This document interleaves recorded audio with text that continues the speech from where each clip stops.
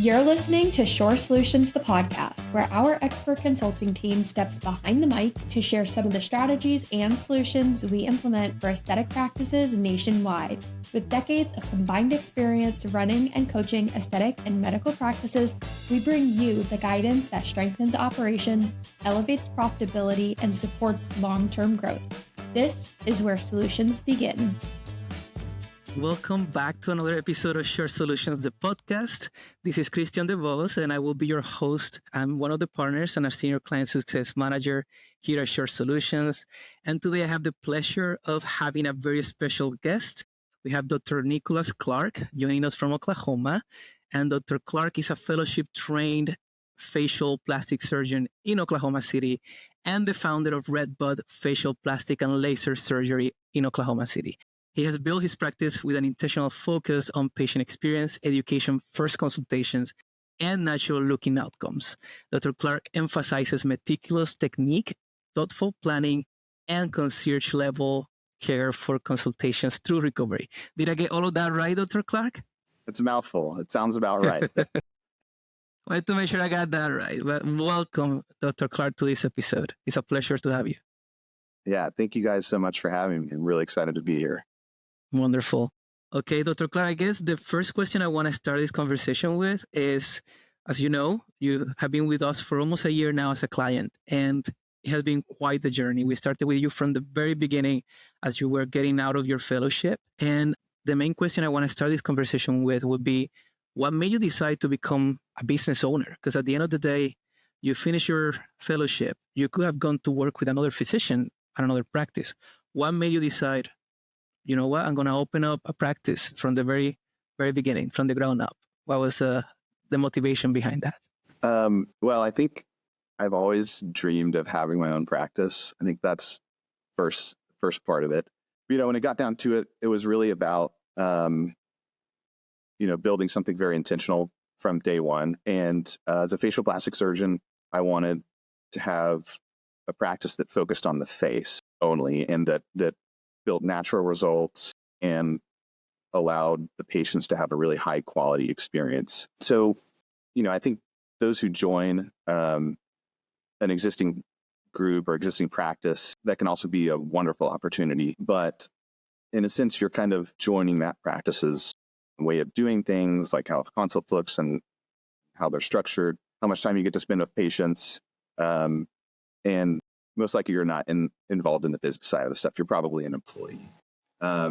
So I really wanted to be the one making the decisions. I wanted the freedom to design that entire patient journey from the first time they called our practice all the way through to the end of their recovery journey. And I believe that, what produces the best outcomes and the best patient satisfaction is having that concierge touch. And having my own practice allows me to do that. And the trade-off is more headaches early on, but, it allowed me to kind of build everything from the ground up the way I wanted. So that's kind of a long-winded answer, but that's essentially why. No, I love that. And you know what? I don't think there is a correct way. I think that for some people, joining another practice might be the right thing to do. But for our audience out there, doctors out there who are considering, should I open my practice or should I join someone who already has an existing practice? I think that a great question to ask is, what is it that you want to do? Do you want to make sure that you provide that experience, as you were mentioning? You want it to be all done in your way of doing things, or are you okay with doing it the way someone else is doing it? I think that's a very good point that you mentioned. Was there any factor that made you make that decision, I guess? What was the point when you realized, you know what, this is what I have to do, and you kind of went after it with confidence? Joining another practice would have been, a stepping stone type fashion to where I could save up money or gain more experience, make myself feel more confident about opening my own practice. But, I think that all of those things just delay the process of starting your own practice. And so I just, I decided I'm just going to do this from day one. That's maybe a little bit harder up front, but it's so worth it to get what I want in the end. And, using the Shore Solutions team helped me create, a really wonderful plan to accomplish that. And, in talking with other mentors in facial plastic surgery who've opened their own practice and who manage their own practice, those were all kind of factors that helped me in deciding. That's wonderful. And I love that you mentioned getting that extra mentorship and help from other people, having someone that can maybe give you some insight into what to expect is always very helpful. And I think that kind of what we did with you, and we were with you from the very beginning. Now you're in kind of the final stages right before you open. What has been the most surprising part about this process for you? Was it like the build out? Was it the startup process of setting everything up? Can you walk us through that journey? Yeah. I mean, there were a lot of things that this is all new to me. I've never done this before. So I would say probably the biggest overall surprise would just be all of the moving parts that have to align. And, that having said, any delay in one of those processes can compound. And so for me, the longest part was finalizing the location. And, I walked away from negotiations on a different location because I wasn't willing to compromise what I wanted in a practice location. And that made things take longer, but it also just was taking longer to find one. And that was kind of surprising to me that would really be the longest thing. And it's really a domino effect because the finalizing a location is kind of an early step in the cascade of things that have to get done. So that's really what made things take a lot longer and, surprised me. Had you asked me before, I'd be like, oh, picking the location would have been quick. Right. But, there is a phrase that Jay always uses, right? In American scene, not on time, not on budget. Yeah, that's right. He said that a lot, and it's 100% true. And I think for anybody thinking about opening their practice, that's really a good thing to keep in mind because as much as you try, it's just not going to happen. At least it didn't happen for me. Hopefully maybe there are others that are luckier or better than I am. Hey, every journey is different. I know that there are people out there that maybe find the location quickly, but then there are other things that takes them time. In your case, it was, a matter of finding the right location that was according to that vision that you had. And you shouldn't settle for less. I think that if you're going to be opening this, business, and it has to be a place that you're going to love going to every single day because it's going to be your second home. So you got to love it. Absolutely. And then you mentioned the location was difficult. Was there anything else that was complex or more complex than you have expected apart from the location? Yeah, definitely. I think I would say probably two things. The sequencing that I kind of mentioned before, like you have to do this first and then this next and this and this and this. So it's like, you have a delay in one, then it makes everything else take longer. But yeah, just that kind of sequencing can become very complex.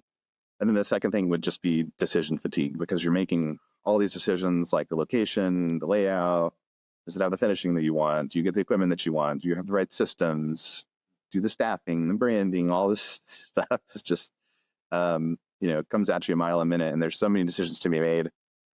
But I think what helped me is that early on, like stepping back and remembering like, this is what I want to create and I want everything to match that. So I think for me, figuring that like brand, identity essentially really helped with all of that decision-making stuff and trying to minimize decision fatigue as much as possible. Now you mentioned branding and how you kind of determined what your branding was. Can you walk us through that? How did you determine what you wanted your brand to be? And of course, your specialty, because you're a facial plastic surgeon, but there is some aspects of it that you really love and that you really specialize and set you apart from your competition. Can you walk us through how you determined, what those were going to be? Yeah. I just started with what I'm most passionate about and, where I thought I could deliver the most value. And that's in the face, the neck, the eyes, skin quality, making results that look natural and don't announce themselves. So then I looked at the local market and asked where I could elevate the experience. And for me, what that meant was education first, consultations, and a calm environment with concierge level service and follow-up so the patients feel supported before and after the surgery, and that they're informed about, the whole process from the beginning. So there aren't any surprises and they're comfortable with, undergoing surgery and with everything that comes along with that. And basically the brand is just my clinical philosophy that I translated into the patient experience, refined, thoughtful, natural, so that patients are noticed for themselves, for looking natural, just refreshed, nothing fake, nothing overdone. And I love that you mentioned that because when people that don't necessarily know about plastic surgery think of getting a procedure, sometimes they think about all these different, famous people that have gotten procedures and maybe they look very overdone, right? And they have expectations of, I don't want to look like that. I want to look natural. I want to look like I didn't have anything done. And with that being said, you do have a couple of signature lifts or facelifts that you have created. Can you tell us a little bit about that, about what those are and kind of what led you to creating them in the first place? Sure. So that's the Redbud sapling lift and the Redbud deep root lift. And so I kept seeing two common patient profiles earlier on. The first one would be the earlier aging group. They're typically a little bit younger. They want subtle lower face and jawline definition, typically need a smaller change and want a shorter downtime. So that's the idea behind the sapling lift. It's a lighter pathway. It's appropriately sized for that stage of aging. So the other group needs a little more comprehensive correction and deeper structural support for the mid face, the jawline. They need a little bit of neck work to give them better longevity, but this is still achieving a natural result. That's the deep root lift concept, and naming them gives patients a framework to understand what they're trying to accomplish, and it reinforces that we match the solution to the anatomy. So not everybody gets the same operation. Right. It's very particular to their needs. And you mentioned the whole jaw refinement, because, it's funny because I see in social media now, everything is about having the proper jawline and all of that. So is that something that you would do? Like if I wanted to just chisel my jaw, is that something that you would do with the sapling lift? Well, in your case, you're not having skin laxity. I'm still not there. Okay. Yeah, you're not ready for that. And so that's the other thing. I'm honest with patients. So they come in and they say, this is what I want to achieve. Well, this is what you need to achieve that. And this is what I would recommend. So yeah, I'm always honest with patients up front about achievement of what they're coming in for. Like, is this a realistic goal that we can achieve with your anatomy? And if so, here's how we can go about doing it. Or if not, these are the things that I would recommend. You mentioned a philosophy around facial aging, but can you walk us through that concierge philosophy, or what are you called, that concierge level of experience for the patients? Yeah, so concierge level service, is very personal, very created around that specific patient. And that comes from the first time they call to practice. We give every patient my 100% undivided attention. And when they come in for a consult, the good thing about owning my own practice is that I can say, this patient gets as much time as they want. We talk about what your goals are. We go through all of that. You stand up in front of the mirror with me. I'll show you as best I can, without actually doing the operation there in the consultation room, what these changes are going to look like, what you can expect. That continues on after we do the surgery. Since you asked, I always call my patients day of surgery, call in, check on them. Hey, how are you doing? How's everything going?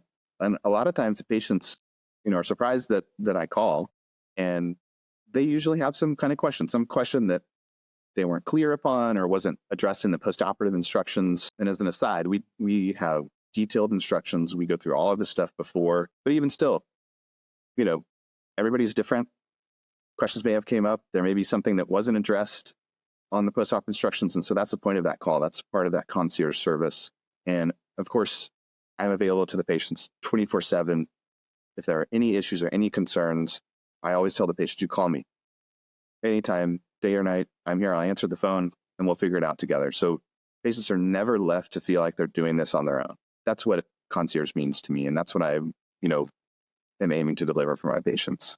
And I love that you mentioned what I basically like to call building that rapport with the patient, or in other words, building a relationship with them.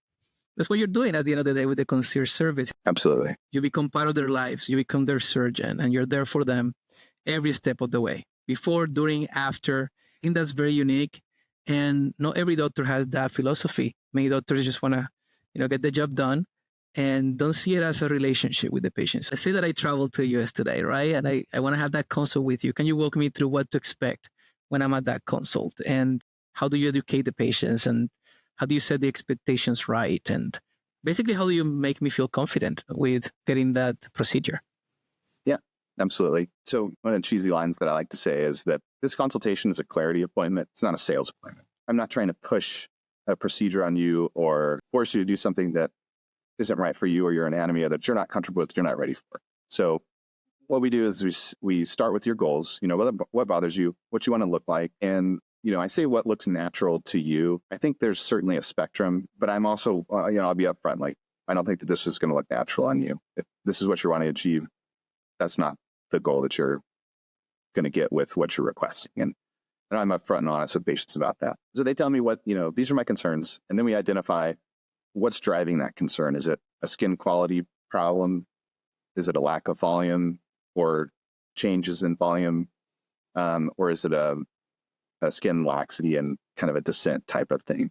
And once we identify those, the underlying reason why it's happening, then we can walk through the options and trade-offs, all that stuff. I'll always recommend, this is what I would recommend for you. These are the procedures that I think that would give you the best result.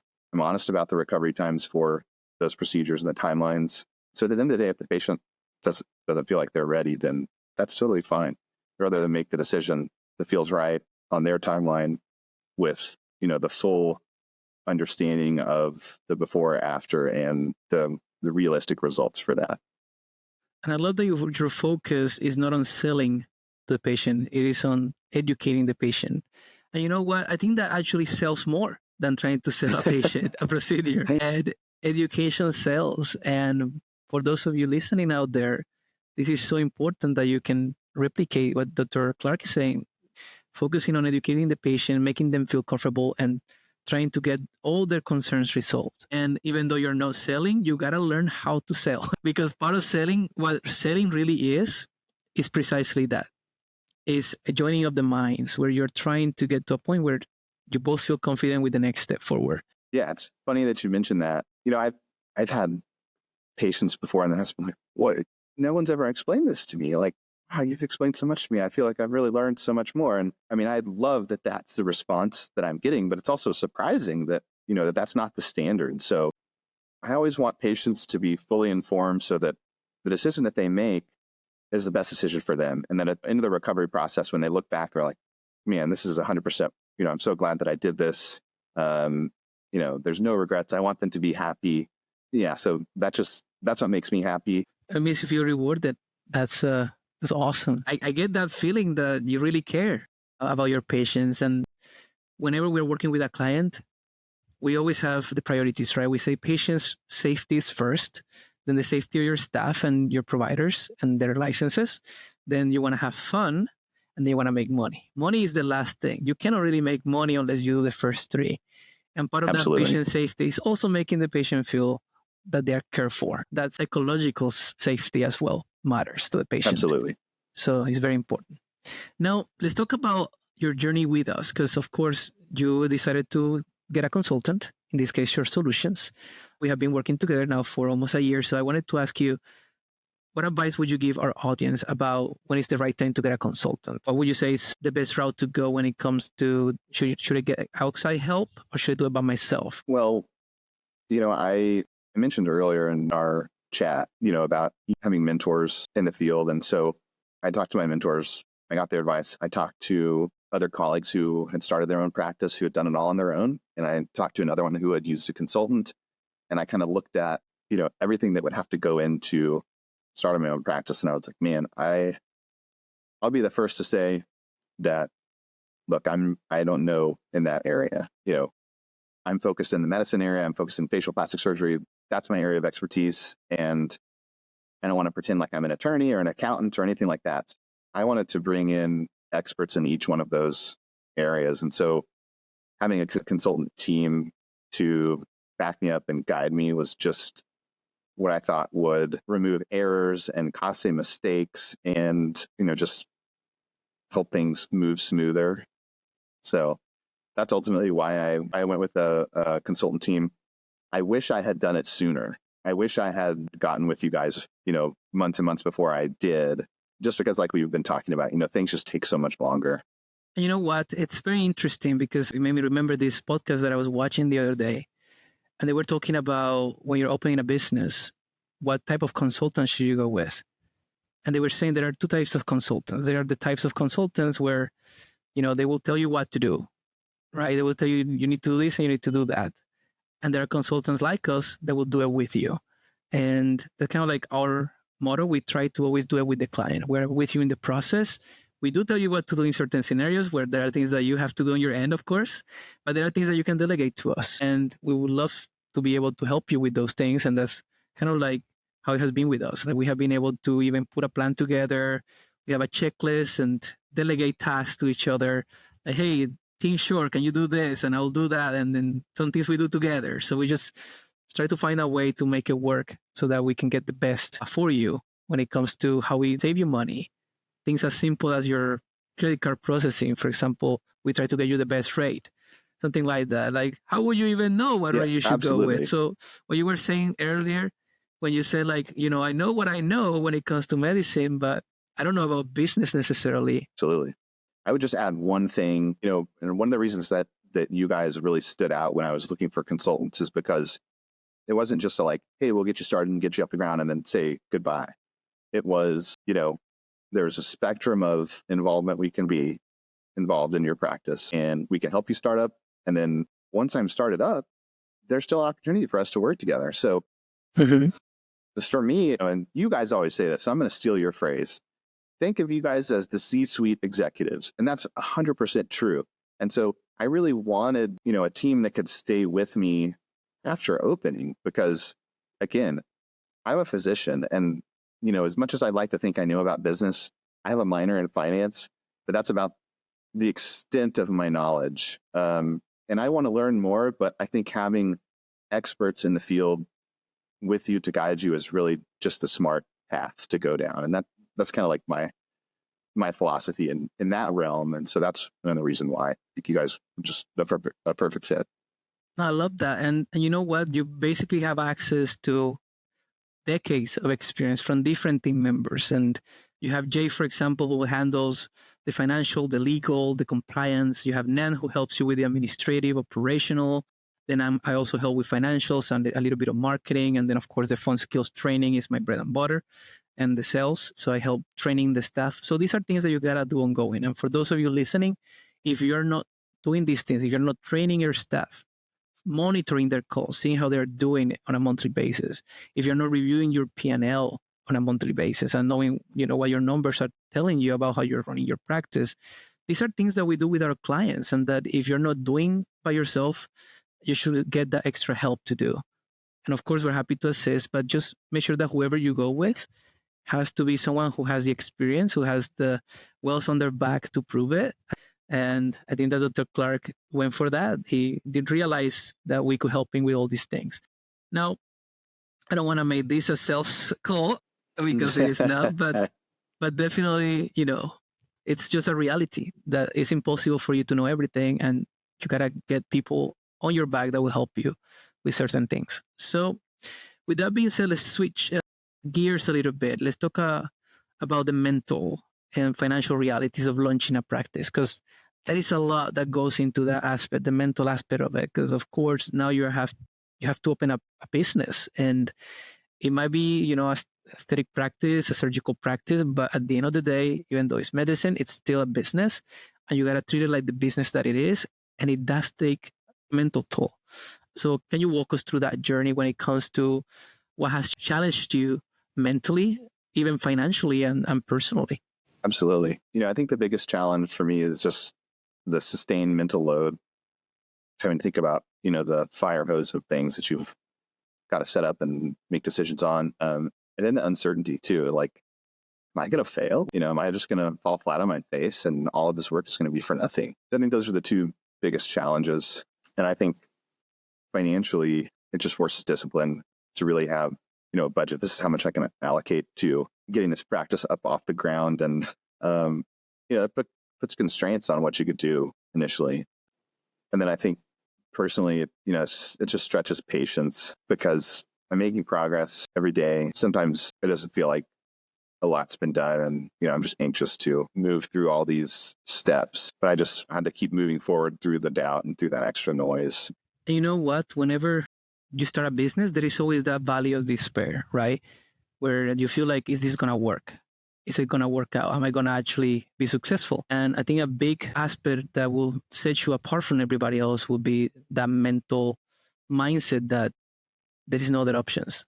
I'm going to make it successful. And I will invest in it if I have to. I will, put in the time, put in the effort, get the right team, but I'll make it successful. If you have that mentality, I think that you're more likely to succeed than if you just say, you know what, I'm going to give it a try. That's not going to get you anywhere. You have to be in it and go through that valley of despair and understand that on the other side of that valley, there is going to be that haven waiting for you of success. And you're going to look back in a few years and you're going to say, you know what?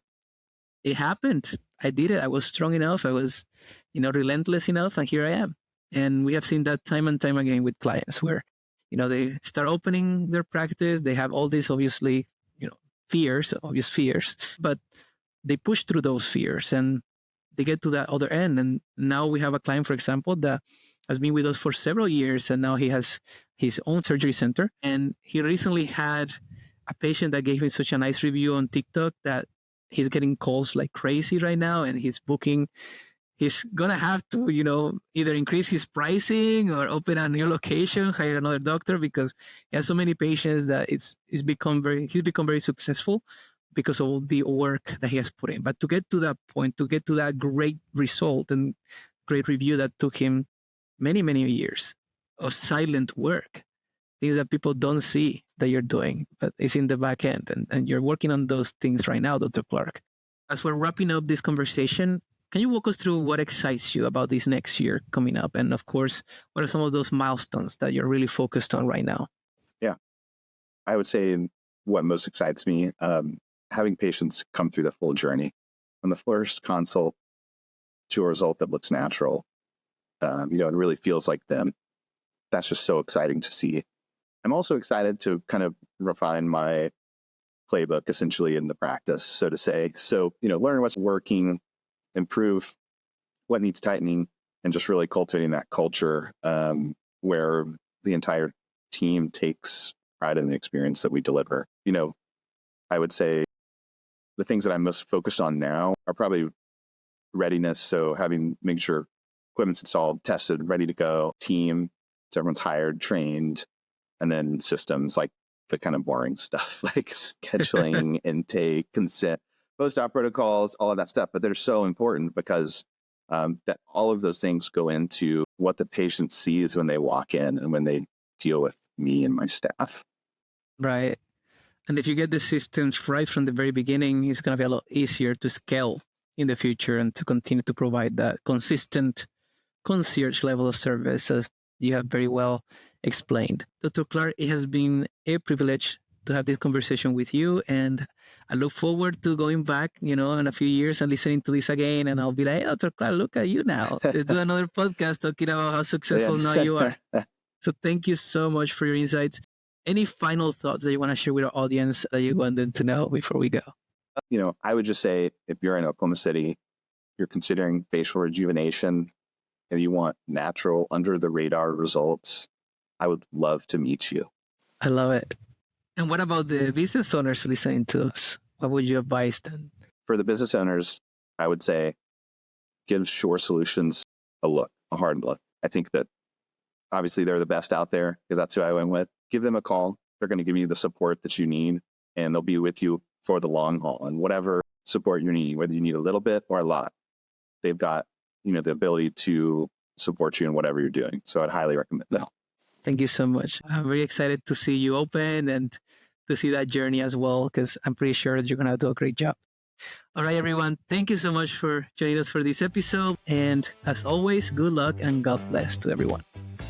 Before you go, new episodes are released every 2 weeks, offering perspective on the decisions, systems, and leadership behind well-run practices. For continued insight between episodes, follow us on social media at Shore Solutions. This is Shore Solutions, the podcast.